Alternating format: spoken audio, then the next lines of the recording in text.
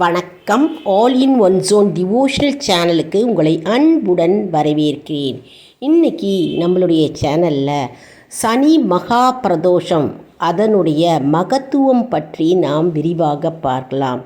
அதாவது சனிக்கிழமை அன்று பிரதோஷ தினம் ஏன் சிறப்பு வாய்ந்ததாக இருக்கிறது மற்றும் அதன் பூஜை முறைகள் மற்றும் விரத முறைகள் மற்றும் விரதமிருந்து நாம் எப்படி வழிபட வேண்டும் மற்றும் சனி மகா பிரதோஷத்தின் முழு விவரத்தை பற்றி நாம் இன்றைக்கி நம்மளுடைய சேனலில் பார்க்கலாம். அதற்கு முன்னால் நம்மளுடைய சேனலை இதான் ஃபர்ஸ்ட் டைம் பார்க்குறவங்களா இருந்தாலும் சரி, சப்ஸ்கிரைப் பண்ணாமல் பார்க்குறவங்களா இருந்தாலும் சரி, நம்மளுடைய சேனலை முதல்ல சப்ஸ்கிரைப் பண்ணிக்கோங்க. கூடவே அந்த பெல் பட்டனை ப்ரெஸ் பண்ணிக்கோங்க. ஆல் என்கின்ற ஆப்ஷனையும் ப்ரெஸ் பண்ணிக்கோங்க. அப்போ தான் நான் டெய்லி போடுற வீடியோஸ்லாம் உங்களுக்கு உடனுக்குடன் நோட்டிஃபிகேஷனில் தெரிய வரும். நம்ம சேனலில் பல ஆன்மீக தகவலை கொடுத்து கொண்டே வருகிறோம் மற்றும் நாம ஜபங்கள், மந்திர ஜபங்கள், பரிகாரங்களை பற்றி நாம் கொடுத்து கொண்டே வருகிறோம். அந்த வரிசையின்படி நாம் இன்னைக்கு முழு விவரமாக சனி பிரதோஷத்தை பற்றி நாம் பார்க்க போகிறோம். நம்ம வீடியோவை மிஸ் பண்ணாமல் கடைசி வரைக்கும் பாருங்கள்.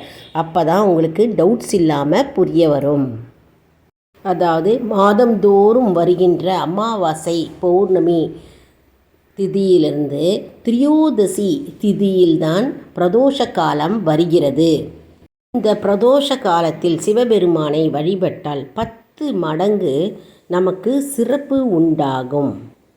இதேபோன்று பிரதோஷ தினங்களில் மற்ற வாரங்களில் வருவதை விட சனி பிரதோஷம் மிகவும் சிறப்பு வாய்ந்ததாகும்.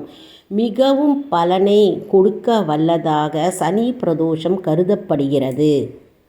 சனி பிரதோஷம் எதனால் சிறப்பு வாய்ந்ததாக இருக்குது என்பதை நாம் இப்போ பார்க்கலாம்.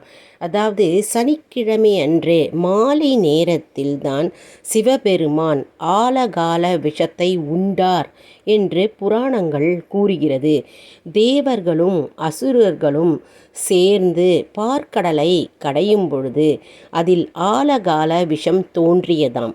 அந்த ஆலகால விஷத்தை தான் சிவபெருமான் சனிக்கிழமை அன்று மாலை நேரத்தில் அருந்தினார்.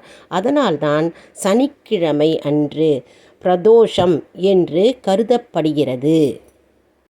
அதனால்தான் சனிக்கிழமை தோறும் பிரதோஷம் நேரங்கள் மிகவும் சிறப்பு வாய்ந்ததாகும். சனி பிரதோஷம் மகா பிரதோஷம் ஆகும். சனிக்கிழமை அன்று பிரதோஷ வேளையில் நாம் கலந்து கொண்டால் 100 வருடம் சிவபெருமான் கோயிலுக்கு நாம் சென்ற பலனை தரும் என்று புராணங்கள் கூறுகிறது. சனிக்கிழமை பிரதோஷ வேளையில் அன்றைய தினம் பிரதோஷம் தினத்தன்று நாம் செய்கின்ற தானம் மிகவும் சிறப்பு வாய்ந்ததாகும். பெரும் பலனை நம்மை தேடி வரும் என்று புராணங்கள் கூறுகிறது. அதனால் சனி பிரதோஷம் அன்று நாம் தான தர்மங்களை நாம் செய்ய வேண்டும். அப்பொழுதுதான் நம் குடும்பத்தில் இருக்கும் அனைத்து துன்பங்களும் பிரச்சனைகளும் நீங்கி நமக்கு ஒரு நல்வாழ்வு கிட்டும் என்பது ஐதீகம்.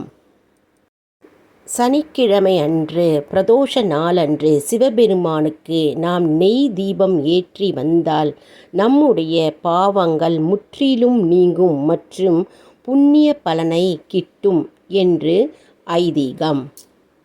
மற்றும் அனைத்து துன்பங்களிலிருந்து நாம் விடுபடலாம். மற்றும் சனி மகா பிரதோஷத்தை நாம் மிகவும் சிறப்பு வாய்ந்ததாக நாம் கோவிலுக்கு சென்று நாம் வணங்கும் பொழுது நமக்கு குபேரனை போன்று பல செல்வங்கள் மற்றும் சகல ஐஸ்வர்யங்களும் நம்மை தேடி வரும் என்பது ஐதீகம். இந்த ஆண்டின் முதல் சனி பிரதோஷம் நாளை வருகிறது. அதனால் நாம் நாளை தவறவிடாமல் கோயிலுக்கு சென்று நாம் சிவபெருமானை தரிசிப்பதால் நமக்கு புண்ணிய பலன்களை தேடி தரும். இந்த ஆண்டில் மொத்தம் 4 சனி பிரதோஷம் வருகிறது. அதாவது நாளைய தினம் 6/4/2004 தேதியன்று மற்றும் ஆகஸ்ட் 17, 31 தேதி மற்றும் டிசம்பர் மாதத்தில் வருகிறது. டிசம்பர் 28ஆம் தேதி சனி மகா பிரதோஷம் வருகிறது. ஆகையால் இந்த வருடம் முழுவதும் 4 சனி மகா பிரதோஷம் வருகிறது. அந்த 4 சனி மகா பிரதோஷத்தில் நாம் கலந்து கொண்டு சிவபெருமானை தரிசித்து அவர் அருளை பெறுவோம். இந்த 4 மகா சனி பிரதோஷத்தன்று நாம் கலந்து கொண்டால் 400 ஆண்டுகள் சிவன் கோயிலுக்கு சென்று வழிபட்ட பலன்களை நமக்கு தேடி தரும்.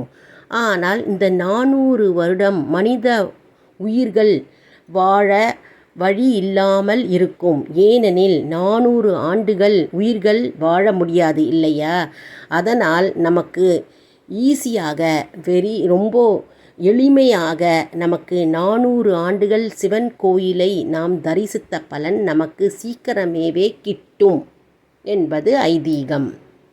ஆகவே இந்த 4 சனி மகா பிரதோஷத்தை நாம் மிகவும் சிறப்பாக மற்றவர்களுக்கு தான தர்மங்கள் கொடுத்து மற்றும் இறைவனை வழிபட்டு வந்தால் நமக்கு புண்ணிய பலன்கள் அனைத்தும் நம்மை தேடி வரும் என்பது ஐதீகம்.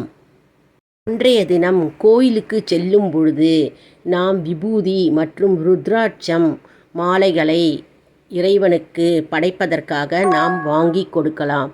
மற்றும் ஏழை எளியோருக்கு நாம் அன்னதானம் அளிக்கலாம். ஏதோ நம்மளால் முடிந்த அளவுக்கு நாம் தானம் செய்தால் நமக்கு மிகவும் புண்ணியமாகும். சனிக்கிழமை அன்று மாலை நேரத்தில் பிரதோஷ வேளையில் சிவபெருமான் ஆலகால விஷத்தை உண்டதனால் அவர் கழுத்து நீல நிறமாக மாறியது. இதனால் அவருக்கு திருநீலகண்டர் என்றும் பெயர் உள்ளது. மேலும் நம் முன்னோர்களின் பாவமும் நம்முடைய பாவமும் தீர்வதற்கான அதிசக்தி வாய்ந்த மந்திரத்தை நாம் அன்றைய நாளில் உச்சரிக்கும் பொழுது நம்முடைய பாவங்கள் அனைத்தும் தீரும் மற்றும் புண்ணிய பலன்களை தேடி நமக்கு தரும். இதோ அந்த மந்திரம் உங்களுக்காக.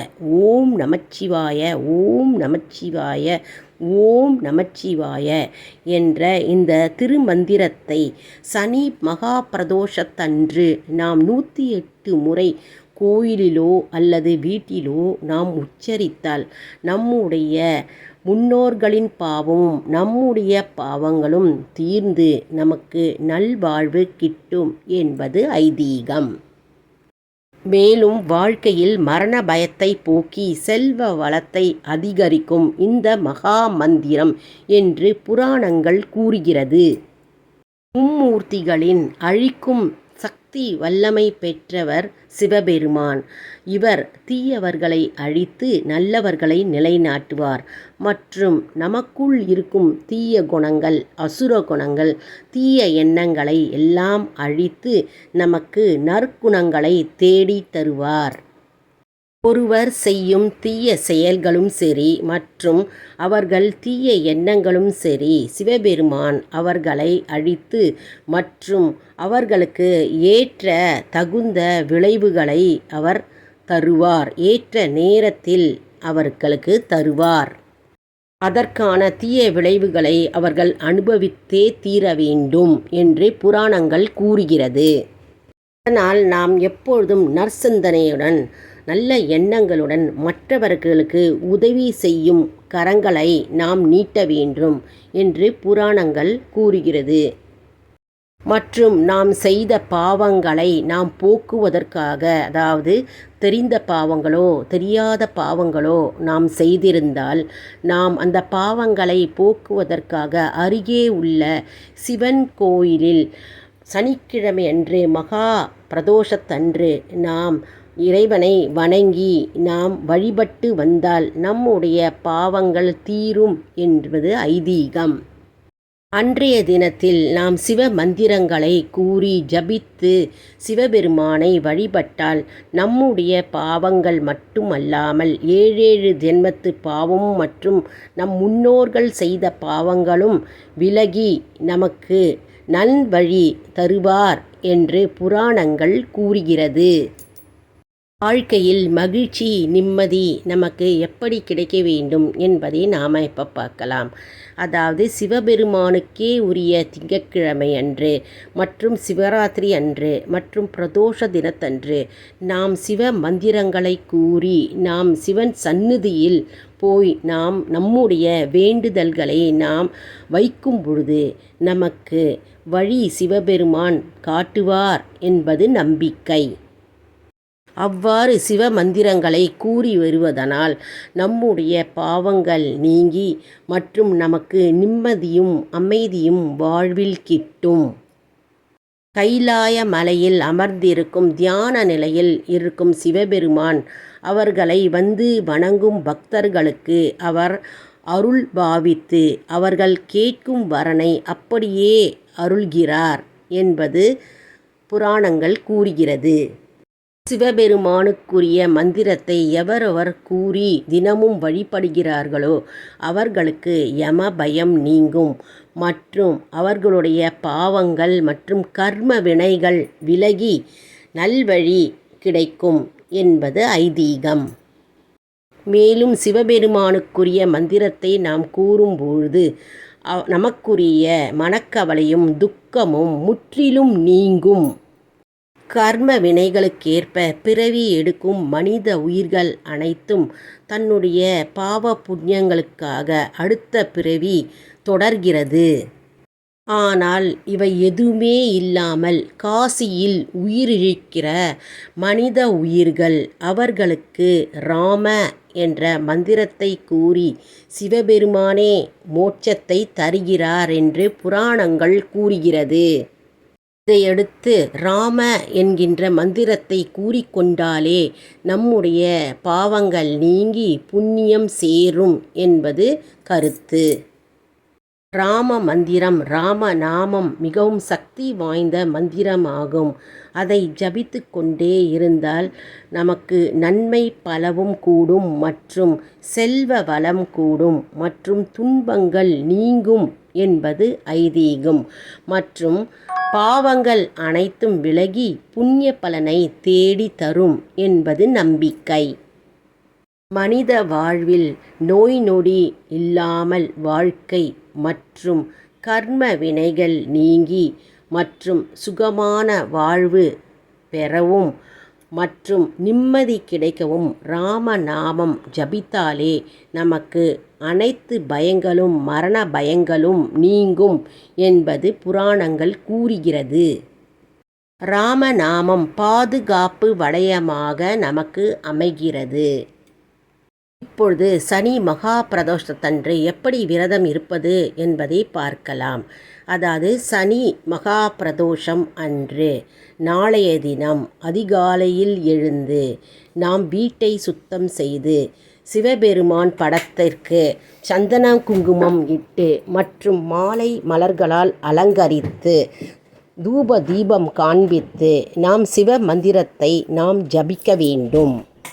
அன்றைய தினம் நாம் எதுவும் சாப்பிடக்கூடாது. காலையிலிருந்து மாலை வரைக்கும் எதுவும் சாப்பிடக்கூடாது.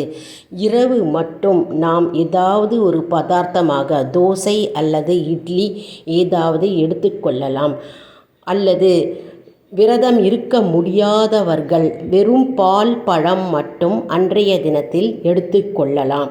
நாம் அன்றைய தினத்தில் சிவபுராணம் மற்றும் சிவ மந்திரம் மற்றும் சிவபுராணம் ஆகிய தேவாரம் திருவாசகம் ஆகிய சிவ நூல்களை படித்து நாம் அவரை வழிபட வேண்டும். மற்றும் அன்றைய தினத்தில் நாம் கோயிலுக்கு சென்று சிவபெருமானை தரிசிக்க வேண்டும். மிகவும் முக்கியமான வில்வ இலை மற்றும் அருகம்புல் நாம் வாங்கி கொண்டு செல்ல வேண்டும். மற்றும் அவருக்கு அர்ச்சனை பொருட்களாக நாம் வாங்கி செல்லலாம். மற்றும் பிரசாத பொருட்களாக நாம் பாயசம், சக்கரை பொங்கல், எலுமிச்சம்பழம் சாதம், தேங்காய் சாதம், கொழுக்கட்டை ஆகிய பொருட்களை நாம் கோவிலுக்கு பிரசாதமாக இறைவனுக்கு படைக்கலாம். நாம் பிரதோஷ தினத்தன்று நந்தி மற்றும் சிவபெருமானுக்கு அபிஷேக பொருட்களை நாம் வாங்கி கொடுக்கலாம். பங்குனி மாத தேய்பிறை சனி மகா பிரதோஷத்தன்று நாம் விரதமிருந்து சிவபெருமானை வழிபட்டால் தடைகள் அனைத்தும் நீங்கி நமக்கு வழிவாசலை திறப்பார் சிவபெருமான் என்பது ஐதீகம். மற்றும் காரியங்கள் அனைத்திலும் வெற்றி கிடைக்கும்.